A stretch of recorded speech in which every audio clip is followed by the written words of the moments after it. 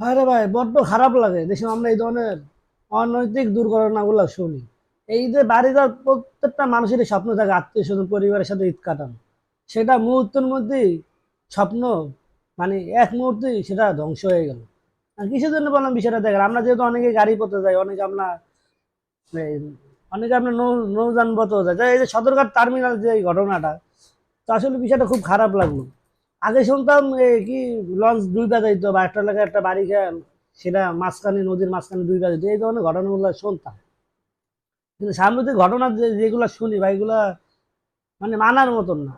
আপনি সাম্প্রতিক জানেন যে নদী এই যেসব কি বলে যে লঞ্চ গুলা যেসব টার্মিনালে আসার পর যে পার করা থাকে গাড়ির মতন পার করে করার পরে সেটা কিন্তু রশিটা বাঁধা লাগে। কেন বাঁধা লাগে জানেন?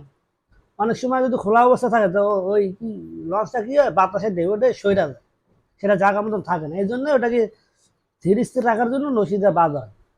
এখন যেটুকু ওই ওই মানুষের যে ধারাভাষ্যকার শুনলাম, তারা বলতেছে ভাই দুইটা কি না গাড়ির মতন পাল্লাপাল্লি করছে, মানে ওই যেখানে গাড়ির মতন সিরিয়াল করে রাখে না, সেখানে একটা মানে আপনার সিরিয়াল নাম্বার থাকে যে এরপরে কে এই জায়গা পার করো তারপরে কি পার করো, এরকম একটা সিরিয়াল নম্বর থাকে। এখন তোমরা যে এই ধরনের কাজগুলো করলা বা গাড়ির মধ্যে পাল্লাপাল্লি করতে যা পথচারী যে মানুষগুলো নিরীহ মানুষগুলো যে মারা গেলো ভাই, তাদের কি কি দোষ ছিল বলেন? তারাও তো একটা স্বপ্ন নিয়ে তারা বাড়িতে যাইতে লইছিল আত্মীয় স্বজনের সাথে পরিবারের সাথে ঈদ কাটায়, কিন্তু সেই জিনিসটা ভাই আপনাদের কারণে আপনাদের ভুলের কারণে আজ তারা কি হয়েছে, তারা তাদের সে আনন্দটা মাটি হয়ে গেল। তারাও ভাবতে পারে নাই বাড়ি থেকে বের হওয়ার আগে যে আমরা সদরঘাট টার্মিনাল ওই জায়গায় যাওয়ার পরে এই ধরনের ঘটনাগুলো মানে ঘটবে। তারা স্বপ্ন ভাবতো না। তারা ভাবছে যে আমরা আনন্দ করবো মজা করবো বাড়িতে যাবো, কিন্তু সেই জিনিসটা কাদের জন্য হয় না জানেন? কিছু কিছু অসাধু ড্রাইভার আছে না, যেন আমাদের বাসের গাড়ি যে রোডের যে গাড়িগুলো চলে, তাদের ভুলে কারণে নিরীহ যাত্রীগুলো মারা যায়।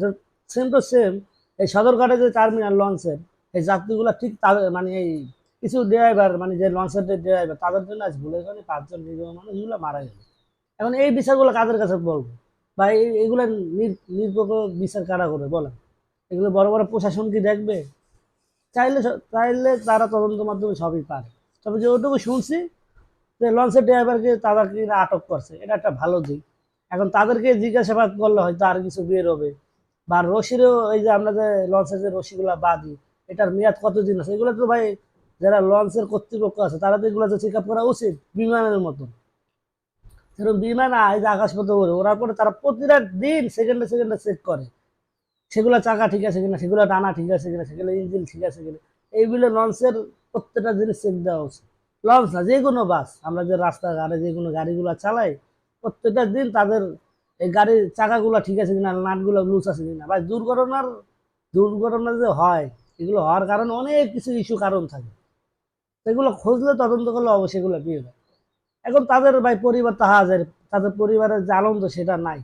এখন তাদের কান্না ভারী পুরো আকাশ এবং তাদের বাড়ির আনাচে কানাচে সব কিছু। এগুলো খুব খারাপ লাগে আসলে। এগুলো আজ যদি আমার হইতো বা আপনার হইতো তখন ওই পরিস্থিতি আপনি আমি বুঝতাম, কিন্তু তাদের যে আত্মীয় স্বজনের যে পরিস্থিতিটা কি, তাদের ঈদের যে সেমাইটুকু সেমাই যে খাবে আমার মনে হয় সেই সেমাইটুকু তারা খাইতে পারে না। আর খাবে কিভাবে? আপনার আত্মীয় স্বজন যদি একজনের এই ধরনের একটা দুর্ঘটনা শোনেন দূরের থেকে ফোনের মাধ্যমে বা যে এমনি হোক আপনি শুনতে পাইলেন, তখন মন মানসিকতা ভালো থাকে ভাই। যাই হোক তারা তাদের আত্মার মাগফিরাত দোয়া করি যাতে আল্লাহ তাদের জান্নাতবাসী করুক। তো পাঁচজন ব্যক্তি মারা গেছে টোটাল, পাঁচজন।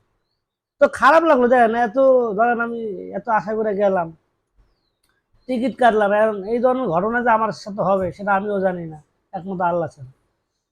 আমি সবকিছু মিলে আল্লাহ যাই হোক এটা তদন্ত করুক, তদন্ত করে এটা সবকিছু বের হোক, বের হওয়ার পরে এটা মূল ঘটনাটা বোঝা যাবে যে কার দোষ আর কার দোষ না।